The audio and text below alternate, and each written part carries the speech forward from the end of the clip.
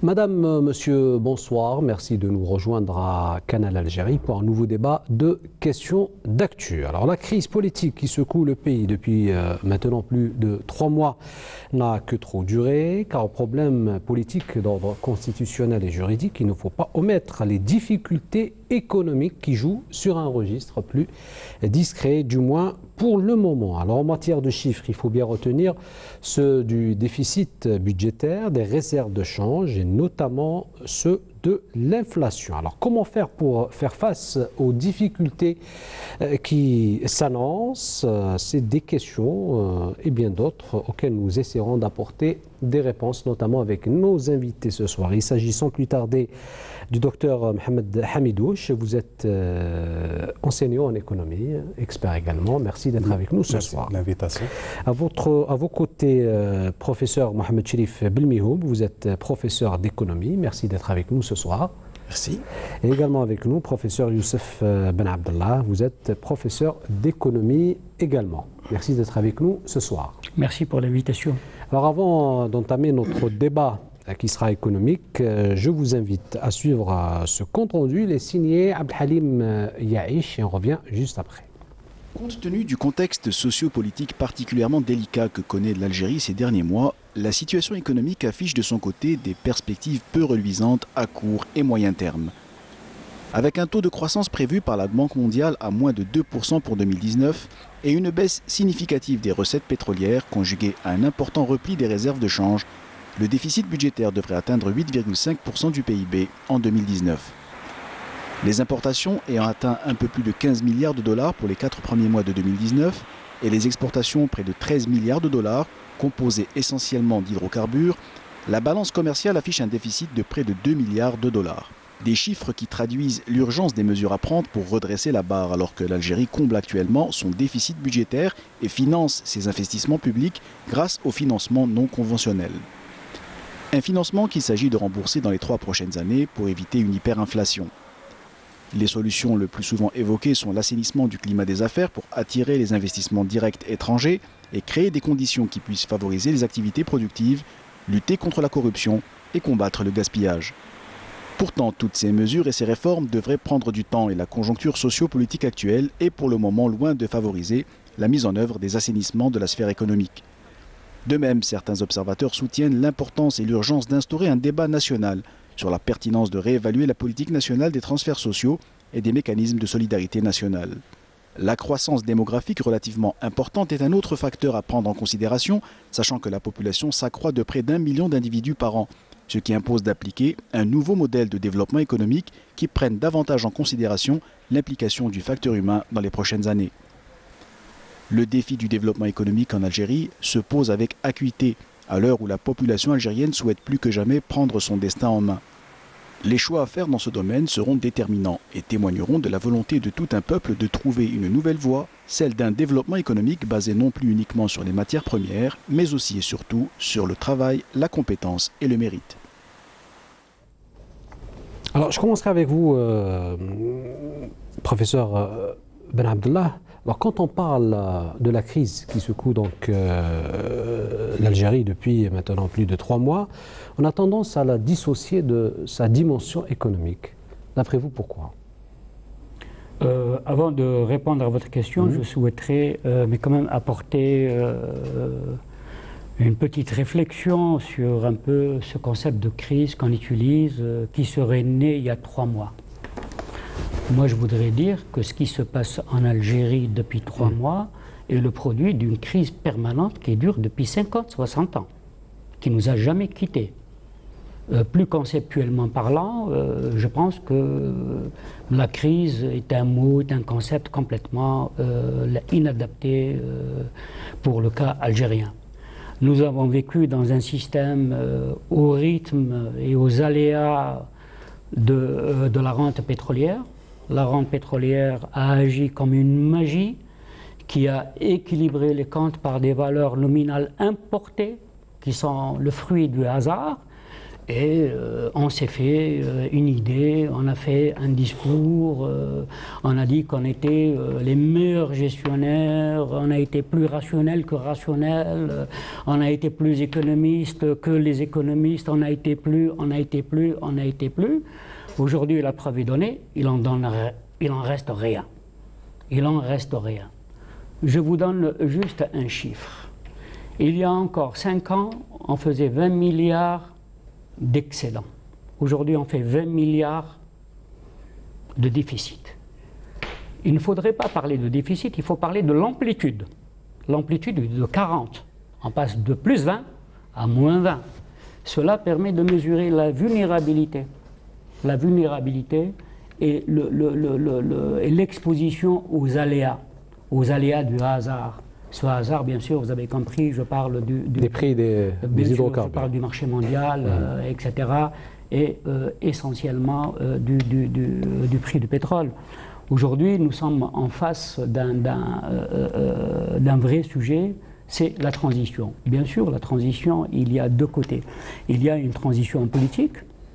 Les politiciens, ce qui se passe dans la rue, les mouvements, les associations s'en occupent. Mais vous avez raison de dire qu'aujourd'hui, dans les débats, la question économique, mais qui attend, qui est pendante, qui est là, on n'en parle pas assez. On n'en parle pas assez. Moi, je suis économiste. Je souhaiterais pas pour faire de l'académisme pur ou pour faire un exercice, etc. Je pense qu'il y a une question économique extrêmement sérieuse qui attend les Algériens dans un court et moyen terme. Vous voulez dire que peut-être que les médias ne donnent pas assez d'importance à cette problématique économique, oui, parce et qu'on la relègue au second degré? Oui, parce qu'aujourd'hui, l'échéance est politique d'abord, il faut le reconnaître. L'échéance est politique et donc c'est tout à fait normal que l'échéance politique reçoive un intérêt. Jamais on a vécu quelque chose mais comme ça en Algérie. Et donc effectivement c'est quelque chose qui émerge comme un sujet dominant, comme une problématique, un défi majeur, etc. Mais n'empêche que dans les prochaines années, quand on aura une issue, quelle que soit cette issue, je précisais bien, quelle que soit cette issue, le problème économique, lui, il sera le même. Et on va devoir, et j'espère qu'on discutera durant cette séance de ça, nous devons nous préparer à une sévère austérité.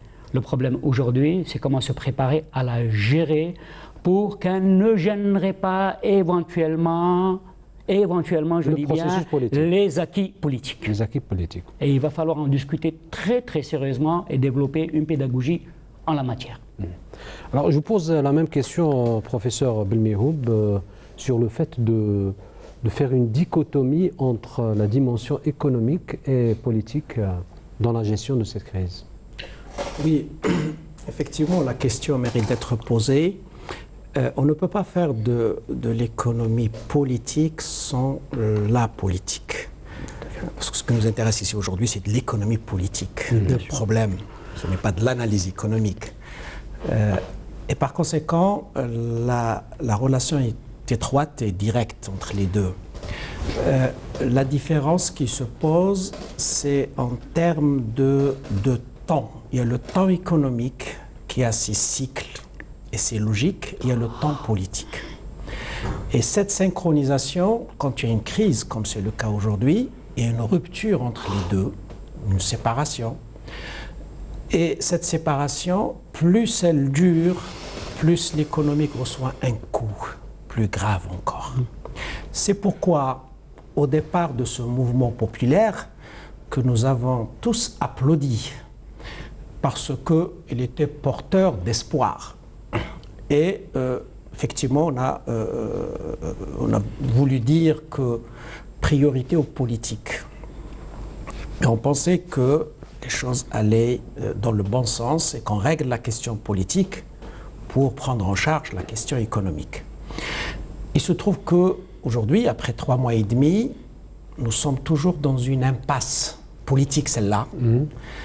Et par conséquent, elle affecte directement l'économique et aujourd'hui on commence à le ressentir. Toutefois, je dois préciser que la dégradation de la situation économique n'est pas de la responsabilité du mouvement populaire. Avant le 22 février, nous étions dans cette situation. Donc, il ne faut pas donner la responsabilité au mouvement populaire qui est la cause de ce qui se passe aujourd'hui sur le plan économique. Pas du tout. Moi, je me rappelle avoir donné des chiffres à la veille du 22 février, qui sont les chiffres d'aujourd'hui, avec une dégradation continuelle, bien sûr, ça c'est normal. Donc, aujourd'hui, après 3 mois et demi de mouvement populaire, nous pouvons dire que le temps est venu pour réfléchir à la question économique, parce que, d'une part, ce qui est une excellente chose... Mais qui doit réfléchir, justement? Je vais arriver à cette situation. D'abord, il y a le constat que je vais faire.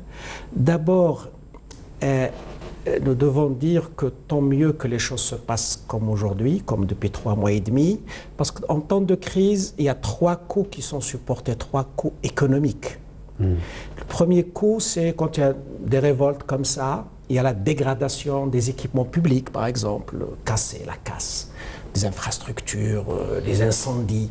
On a eu 0 à ce niveau-là. Sur ce poste, il y a eu 0, il n'y a pas de dégradation, c'est tant mieux.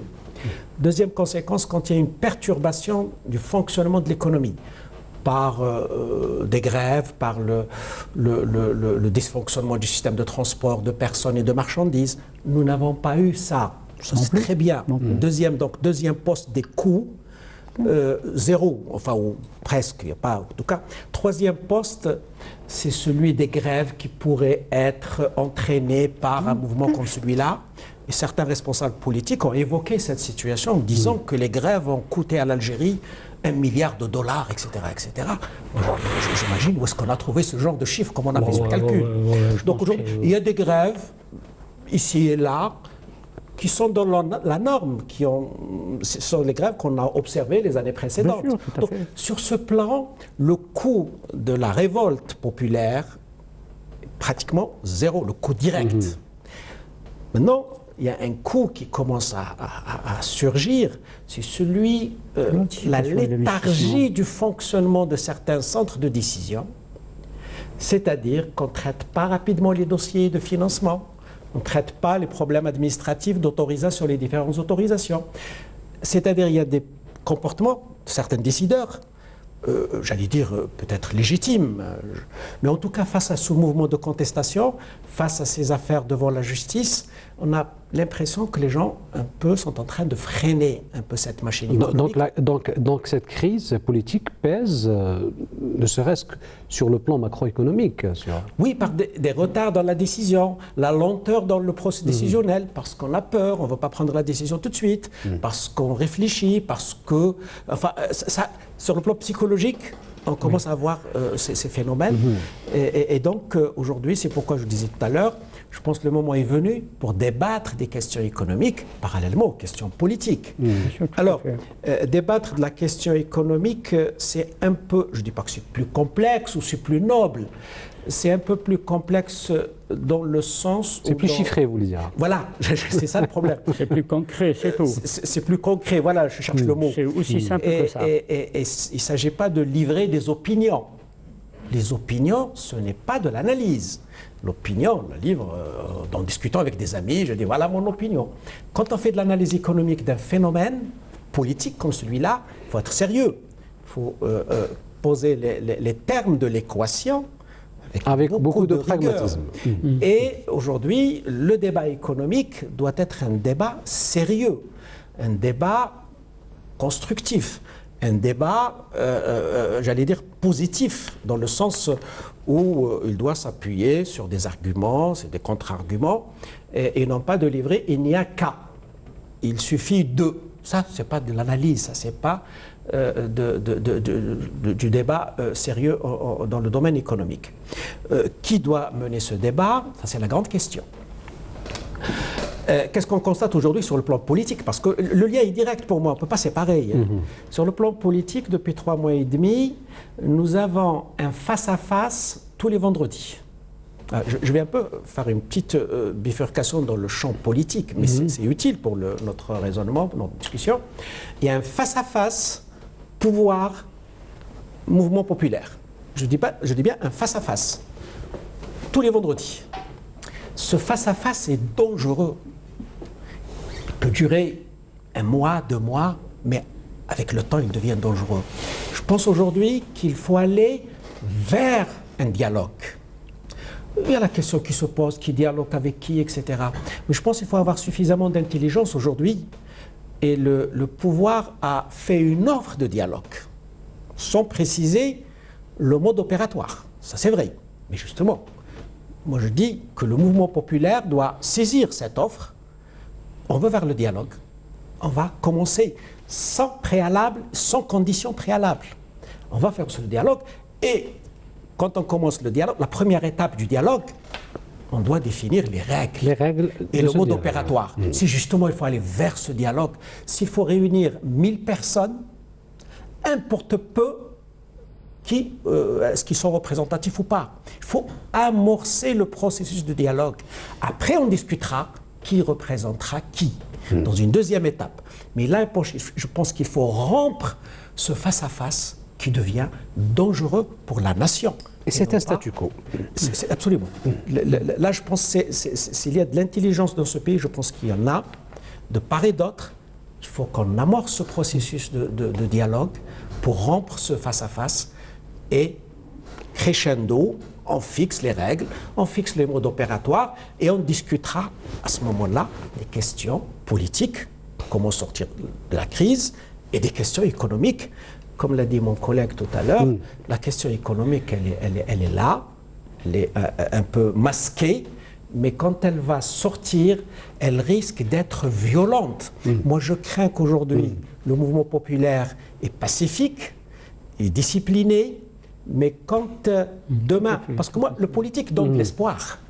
L'économique, il exige des réponses rapides. Quand demain, les gens vont sortir dans la rue pour demander à manger, la science économique est lugubre, c'est ça qu'il faut redire. Il n'y a pas d'attente, il faut régler le problème, les chômeurs, etc. Sachant qu'à la base, les revendications avant qu'elles soient politiques, elles étaient d'ordre économique, ça je dis bien, avant le 22 février, avant le Hirak. Docteur Hamidouche, alors on a parlé de l'importance de ne pas dissocier entre une vision économique et une vision politique de la crise, et professeur Belmehoub vient de mettre le doigt sur quelque chose de très important, c'est celle d'amorcer le dialogue pour apporter une réponse à la crise. Alors, pensez-vous qu'une vision économique peut débloquer la situation?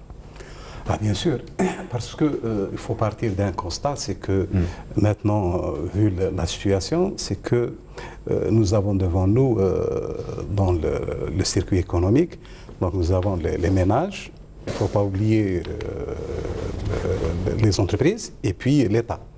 Donc, sachant que la locomotive de la croissance, c'est les dépenses de l'État. Parce que sur un PIB de 200 milliards de dollars, donc on prélève un budget qui est équivalent de la moitié du PIB, presque 100 milliards de dollars.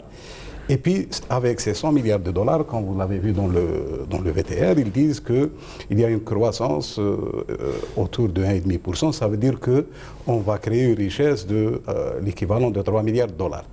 Alors, si on va ajouter l'inflation, ça veut dire qu'il est autour de 4%, ça veut dire qu'on est en train de consommer nos réserves. Parce que ça veut dire qu'on ne produit pas assez de richesse.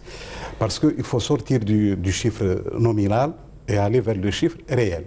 Donc, cette situation, comment il faut l'analyser? En statistique descriptive, on vous dit si vous êtes dans une situation où il y a de l'incertain, on dit incertain parce qu'on peut affecter une probabilité. Donc il y a une probabilité qu'il va y avoir une solution, 30%, 50%, etc. Donc par rapport à cette situation, on peut faire un scénario.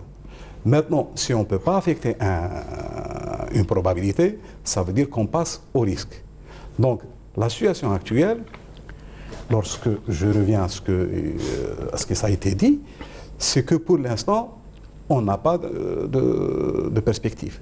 Parce qu'un changement qui va durer. D'ailleurs, Crozy vous dit, si vous faites un changement qui dure entre 2 et 3 ans ou plus, ça veut dire que ce changement va perdre d'efficacité.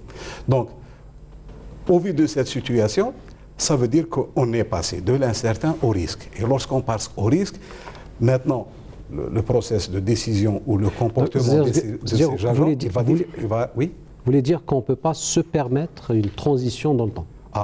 C'est-à-dire, non seulement le changement, comme je vous dis, il ne va pas être efficace, et puis là, on est en train de parler par rapport à une situation, c'est-à-dire à une économie nationale, sans pour autant oublier l'international. Donc, je reviens aux 3 opérateurs, c'est-à-dire, vous avez les entrepreneurs.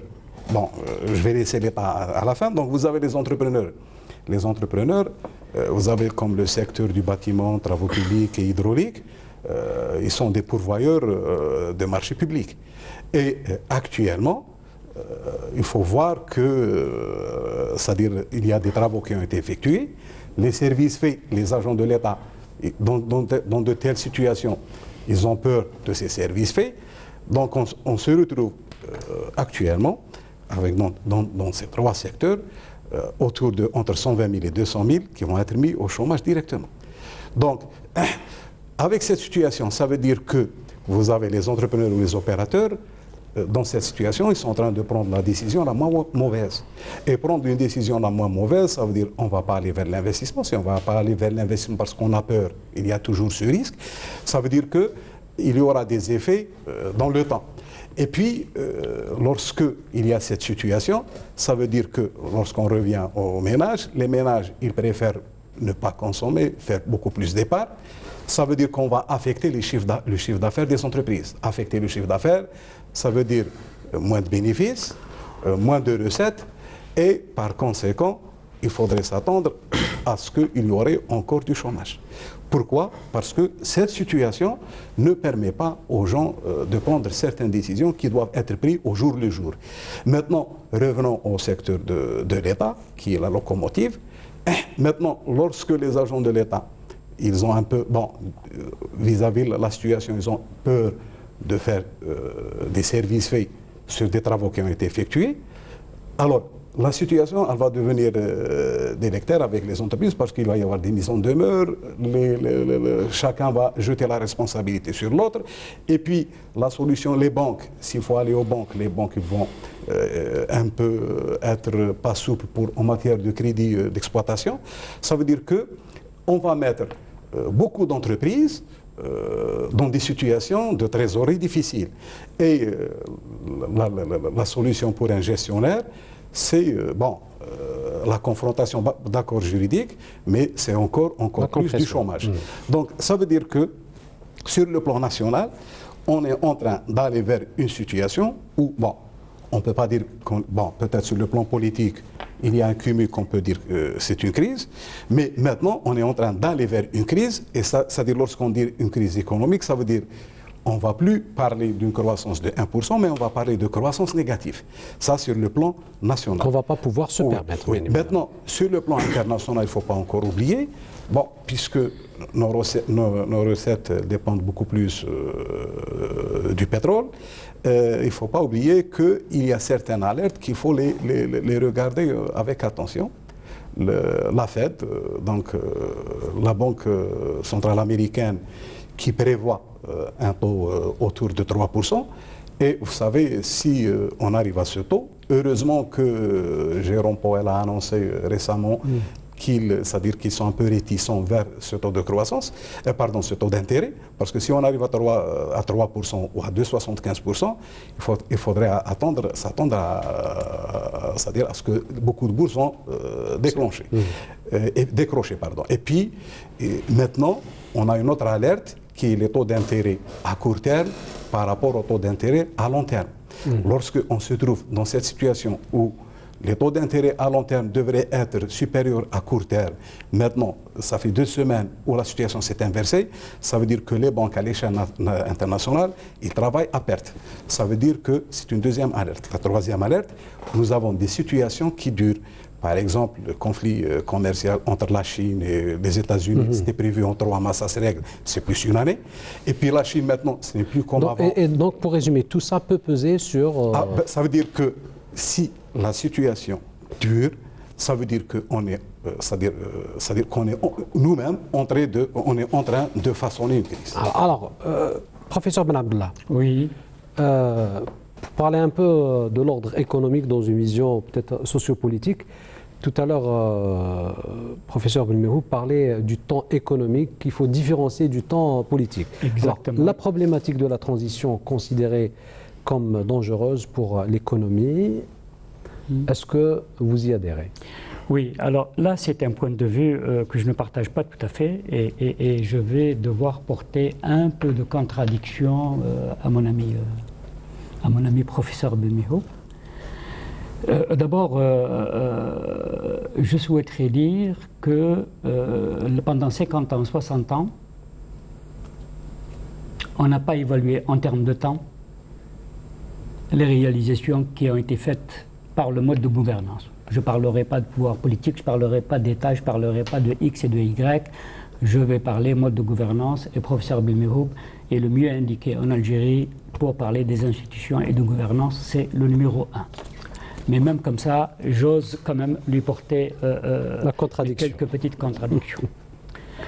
Le temps économique est très court. Il peut être anticipé dans le moyen terme. C'est un temps d'entreprise. Là, il s'agit du temps de la nation. Il ne s'agit pas du temps de l'entreprise. Il ne s'agit pas de l'investissement individuel. Il s'agit du devenir de la nation. Nous sommes dans une échéance de transformation. Et il a bien souligné qu'il est difficile, dans des périodes particulières, de faire la différence entre le politique et l'économique. Je suis complètement d'accord avec ce point de vue. Alors, la question que je me pose, bien sûr, l'idéal serait que les choses se passent comme le dit le professeur Belmehou. Et qu'on soit intelligent, qu'on règle tout, et que l'investissement revienne à son mouvement naturel, entre guillemets. Le mouvement naturel de l'investissement en Algérie, c'est pas grand-chose, c'est les caisses de l'État. Bon, mais passons sur toutes ces choses-là. Mais bien sûr que l'idéal serait de faire les choses dans le court terme, effectivement, pour qu'à la crise politique ne vienne pas se surajouter une crise économique endémique, etc. Alors que la crise économique, elle est là, nous la traînons. Elle était tout simplement mais cachée, elle était voilée, etc. Il a suffi que un seul indice qui ne nous appartient pas, que nous ne commandons pas, qui est le prix du pétrole, pour qu'il soit le révélateur. C'est comme un révélateur de laboratoire. Vous le trempez dans un liquide, il va vous sortir toutes les couleurs. D'accord? Il a suffi tout simplement que le prix du pétrole recule pour que cette société apparaisse réellement telle qu'elle est. Alors, moi, ce que je vous propose, puisque le sujet de la discussion, c'est celui de la transition, et faisant en sorte, comme le disait le professeur Belmehou, que les coûts de la transition soient les moindres possibles. C'est l'idéal, bien sûr. Mais il ne faudrait pas que ce soit un objectif en soi. Parce que nous risquons de reconduire un mode de gouvernance qui nous a mis dans la situation dans laquelle nous sommes aujourd'hui. L'économie algérienne aujourd'hui, elle peut être décrite, et là je parle, j'espère que le professeur Belmehou, je suis sûr qu'il partage nettement ce que je vais dire, c'est une économie qui n'a pas de résilience. C'est une économie qui est vulnérable.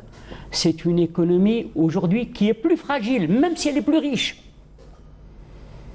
Si on va dans le détail, aujourd'hui, une économie qui s'enrichit, une économie qui se modernise, c'est une économie qui se transforme structurellement. Il le sait mieux que moi, nous avons travaillé sur des dossiers communs, etc. Aujourd'hui, notre économie s'est transformée structurellement par le bas. Ce qui fait qu'aujourd'hui, elle est plus vénérable, elle est plus fragile, etc., etc.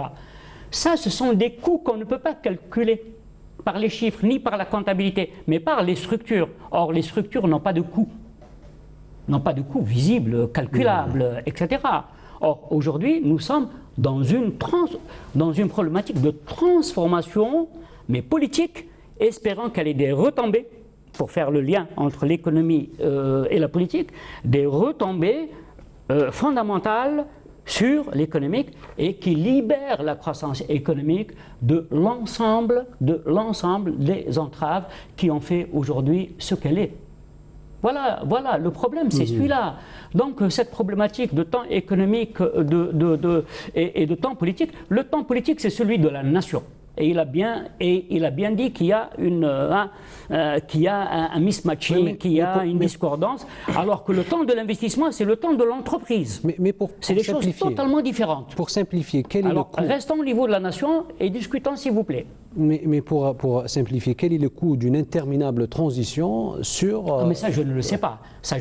Est-ce qu'on peut le savoir? Non, on ne peut pas le savoir. Là, on ne peut pas le savoir. Le professeur Belmehoub, il a largement dit qu'on est dans l'incertitude.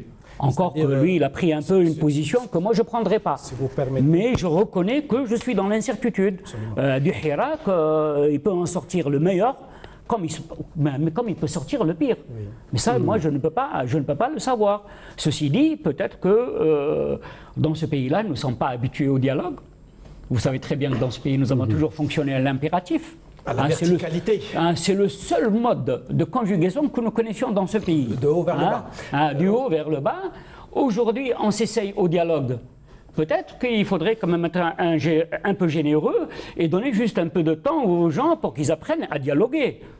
Ni ceux qui sont en haut, ni ceux qui sont au bas. Mais personne ne sait dialoguer. Alors pourquoi on est si pressé? Ceci dit, il faudrait s'inquiéter, je suis d'accord. Oui. Je suis d'accord. Mais l'essentiel de ce que je voulais dire, il ne faudrait pas mais ramener la trajectoire historique d'une nation à la trajectoire d'une entreprise. Il y a quelqu'un, moi j'ai mauvaise mémoire, tu le sais, il y a quelqu'un au 19e siècle, c'est un Allemand, il disait la nation n'est pas un tailleur. D'accord, je ne me rappelle plus. C'est celui qui a travaillé sur le protectionnisme, mais je ne me rappelle plus de son nom. D'accord, donc je pense que ça, c'est une erreur qu'il ne faut pas faire. Là, il s'agit, nous sommes dans une perspective historique, nous pouvons perdre, on peut perdre, je n'en sais rien. Je ne maîtrise pas tous les sujets, etc. Mais il faudrait, je pense, voir les choses telles qu'elles sont dans leurs grands enjeux. Allez-y, professeur Belmehoub. Oui, je réagis un peu. Tu as entièrement raison de dire les trois caractéristiques de l'économie algérienne: faible résilience, faible diversification et dépendance aux hydrocarbures. Ça, ce sont les vulnérabilités structurelles de l'économie algérienne. C'est celle-là qu'il faut corriger. Et malheureusement, sur les dernières années, nous avons aggravé cette situation par des politiques conjoncturelles. Et ça, parfait. Je crois qu'aujourd'hui, à court terme, ça c'est vraiment à court terme, dans 3 mois, dans 6 mois, l'économie algérienne sera confrontée à des problèmes très sérieux. Oui, c'est d'abord des problèmes de trésorerie. La planche à billets ne va pas attendre. Soit on continue à pomper encore sur la planche à billets et on aggrave la situation davantage, ou alors il faut rembourser. Le Trésor doit rembourser la Banque d'Algérie. C'est vrai qu'il a un délai de 5 ans, etc. Mais il va rembourser cet été l'emprunt obligataire à 3 ans. Il arrive à échéance en juillet prochain. Mais avec quoi il va le rembourser? C'est ça. Avec quoi? Oui, c'est la grande question de trésorerie aujourd'hui. C'est un endettement Ponzi. C'est un endettement Ponzi vers lequel il se dirige. Il va devoir s'endetter pour se désendetter. Il y a des obligations du Trésor qui arrivent à terme. Il faut trouver une solution pour rembourser à 3 ans, à 5 ans, dans 2 ans. Et cette question de la transition, qui est aujourd'hui dans le débat politique. Ceux qui sont pour la transition, ceux qui sont contre.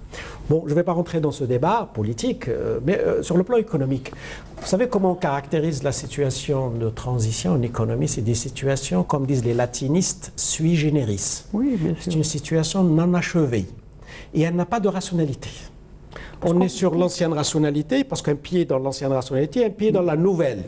Or, il se trouve qu'aujourd'hui, la nouvelle, on ne la connaît pas. Bien sûr, on ne la connaît jamais. Dans une incertitude totale. Bien sûr, tout à fait. Et tout à l'heure, notre collègue parlait du risque. Et en économie, le risque a un coût.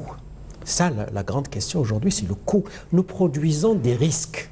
Aujourd'hui, notre situation présente produit des risques. Et le propre d'une économie, une économie bien régulée, bien institutionnalisée, c'est lorsque ces institutions réduisent le risque pour permettre à l'investisseur de s'engager. Or, aujourd'hui, nous sommes dans une situation où on produit plus de risques et l'investisseur, face à cette situation, a tendance... Mais est-ce qu'on peut concrètement supporter une transition et de combien de temps? Non, il n'y a pas de délai. Si on place le curseur sur la nation et l'avenir de la nation, il faut qu'on mette de côté momentanément la notion de coût. Mais il faut qu'il y ait un débat national. Mais vous avez parlé de 6 mois. Merci, c'est exactement oui, ça. Oui, j'ai parlé de 6 mois. De 6 mois avec des contraintes, avec des contraintes de, oui, mais 6 mois, ça c'est sur le plan politique pour régler les institutions, mais pas l'économique. L'économique, c'est un processus. Sur le plan économique, vous savez, plus la transition dure, plus le retour à l'appétence pour le risque, c'est-à-dire accepter le risque, prend plus de temps. Si on règle le problème politique dans 6 mois, les investisseurs vont avoir encore plus de temps pour revenir et investir. Parce que donc il faut régler le problème politique dans les plus brefs délais. Oui, ça, il faut le faire tout de suite. Mais attention, comme l'a dit tout à l'heure monsieur le professeur Ben Abdallah, il s'agit d'une question de nation et non pas d'agent économique à la base. S'il faut prendre un peu plus de temps, il faut le faire, mais il faut l'expliquer, il faut communiquer, il faut avoir de la pédagogie pour qu'on partage le coût, pour que le tout coût soit partagé. Et c'est le face-à-face qui me fait peur, moi, parce qu'il n'y a pas suffisamment de communication sur ces questions. Maintenant, si on prend 6 mois pour sortir avec une bonne gouvernance... Mais les acteurs politiques aujourd'hui ne parlent pas d'économie, c'est un problème. Oui, mais sur le plan politique. Mais si on doit prendre le temps pour sortir avec une bonne gouvernance, la gouvernance va permettre de rattraper l'économique plus rapidement. Mais si on palabre sur le plan politique et on sort avec une reproduction du système à l'identique, ça c'est un risque aussi, il ne faut pas croire que c'est gagné. Si on reproduit le système à l'identique, l'économique va recevoir un coup très dur. Ça sera très difficile de rattraper l'économique. Donc c'est très lié. Maintenant, s'il faut prendre le temps, un peu plus qu'il en faut, pour ne pas être expéditif, oui, mais il faut avoir suffisamment de clarté dans le projet pour que les Algériens comprennent, pour que les investisseurs comprennent, pour que les acteurs comprennent cette logique, s'investissent dans cette logique, mais laisser gérer l'Algérie tous les vendredis, ça je dis que c'est dangereux. Bien sûr, on est d'accord. Ce n'est pas le vendredi qu'on gère l'Algérie. Le vendredi, nous avons des signaux. Il faut avoir la capacité de les interpréter et que les institutions traitent cette incertitude et la réduisent éventuellement si elles peuvent. Mais ce sont de nouvelles institutions dont on a besoin, surtout sur le plan économique. J'ai oublié d'ajouter quelque chose que le professeur Ben Abdallah peut-être n'a pas cité, mais qui est un problème sérieux. Avant le Hirak, le système productif algérien tournait à peine à 50% de ses capacités. Depuis très longtemps. C'était installé, oui. Depuis tout le temps. Ça, c'est un problème sérieux, là. Il ne faut pas laisser ça comme ça. C'est un gaspillage de ressources. Bien sûr. 50%. On tourne à 50-60% selon les secteurs et les filières.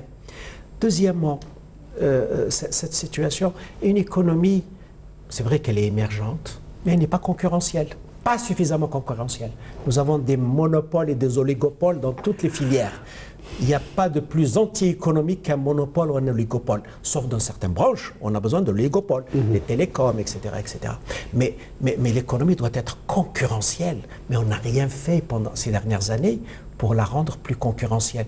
Et l'allocation des ressources devient optimale ou proche de l'optimum quand il y a la concurrence. Ça, c'est très important.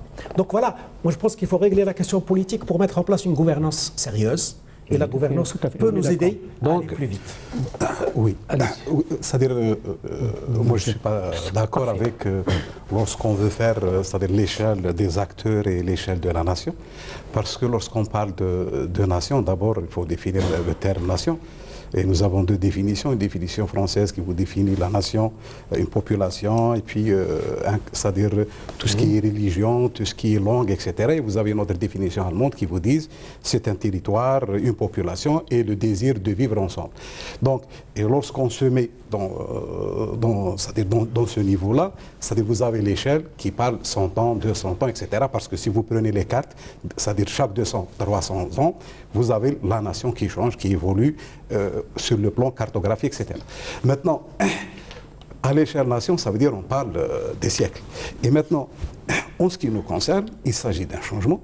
Et si on prend les expériences des pays limitrophes, la Tunisie ou l'Égypte, etc., la transition, ça a pris 2 ou 3 ans à peu près. Hein. Donc, ça veut dire qu'en matière d'analyse, il faudrait au moins fixer le temps. Au moins fixer le temps. Donc, le temps, ça veut dire qu'on parle au court terme. Et lorsqu'on parle sur le court terme, quels sont les indicateurs qui nous intéressent par rapport à ces courts termes? Donc, ce qui nous intéresse, par exemple, la croissance économique, quelle est la richesse qui va être créée par rapport à ce contexte? Est-ce qu'on va créer encore plus de richesse ou on va absorber nos réserves?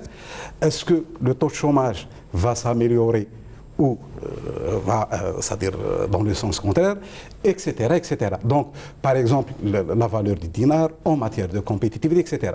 Donc, tous ces facteurs-là, c'est-à-dire qui ont une répercussion directe sur les comportements de l'ensemble des agents, et avec ce comportement, on aura un résultat qui est escompté ou une vision auquel on peut... Mais comme mesure d'urgence, qu'est-ce qu'il faut faire? Ben, la mesure d'urgence, moi je rejoins ce qui a été dit, c'est qu'il faudrait qu'on arrive à une solution politique pour que l'économie suive.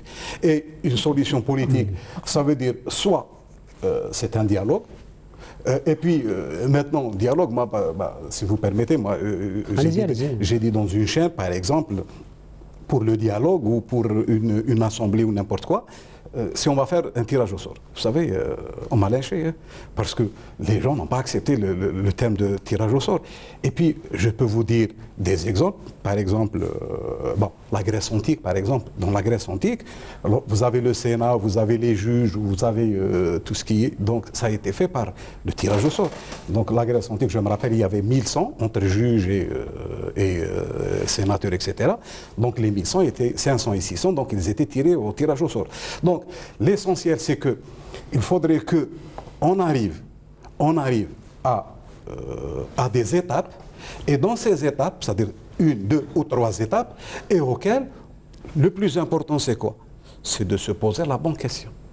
Si on pose la bonne question avec une hypothèse vraie, ça veut dire qu'on va passer à la deuxième étape, et je crois que ce n'est pas nécessaire à ce qu'il y aurait toute une armada de bureaucratie pour sortir de crise. Tout ça doit être fait dans les plus brefs délais.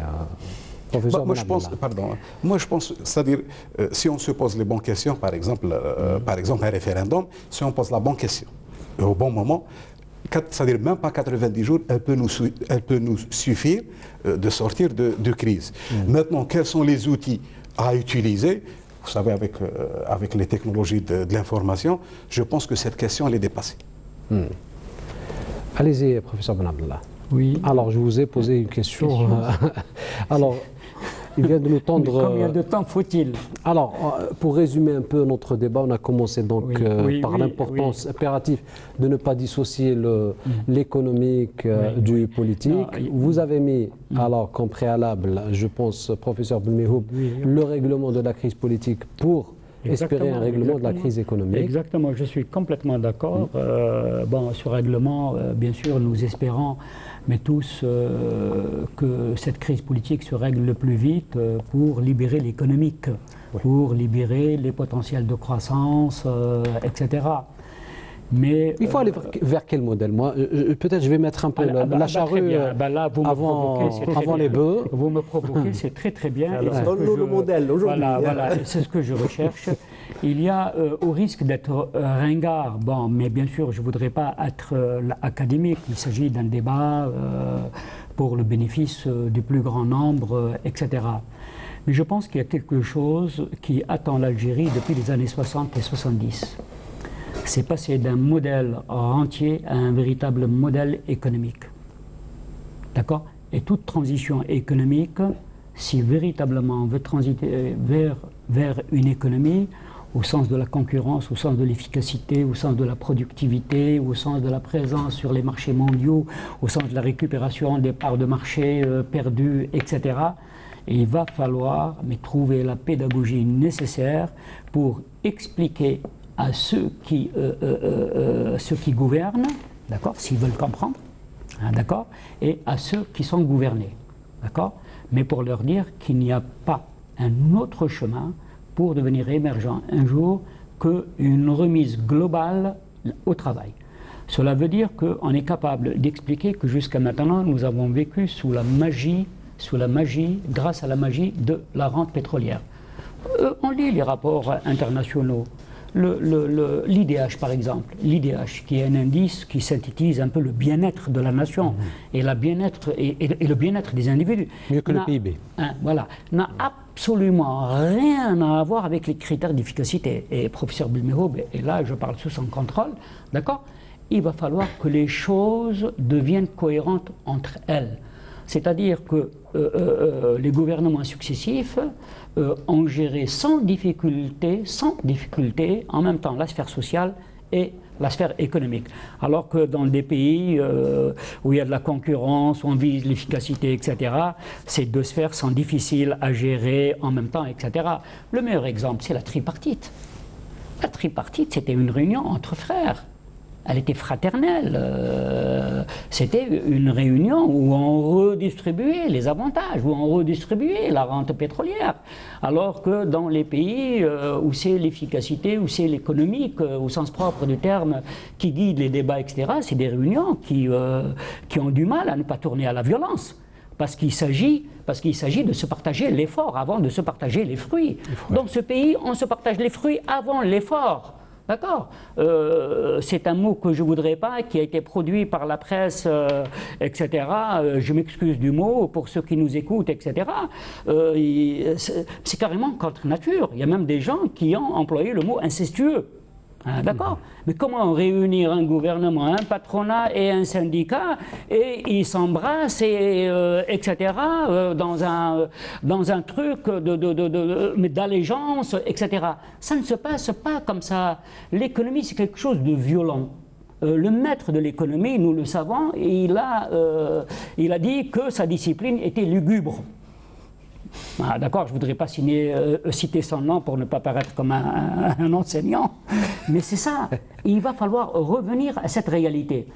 Et la pédagogie pour que cette réalité soit comprise par la population, ça demande tout simplement un mode opératoire. Le mode opératoire, c'est quoi? C'est ça, c'est des questions concrètes. Si vous continuez à faire loger le personnel politique dans les résidences d'État, etc., et afficher un mode de vie tel qu'ils le font, etc., le peuple ne vous suivra pas. Il faut partager les coûts de la transition. C'est celui-là. Professeur Youssef Abdellah, je vous remercie parce que le temps qui nous est imparti, malheureusement, arrive à sa fin. On s'excuse. C'est moi qui vous remercie, c'est court. Je rappelle que vous êtes professeur d'économie. Merci à vous également, professeur Mohamed Cherif Belmehoub, donc professeur d'économie. Merci à vous également, docteur Mohamed Hamidouche, enseignant en économie. Merci à vous également, madame, monsieur, de nous avoir suivis. On espère vous retrouver la semaine prochaine pour un nouveau débat de questions d'actu. Je vous dis au revoir et bonne soirée.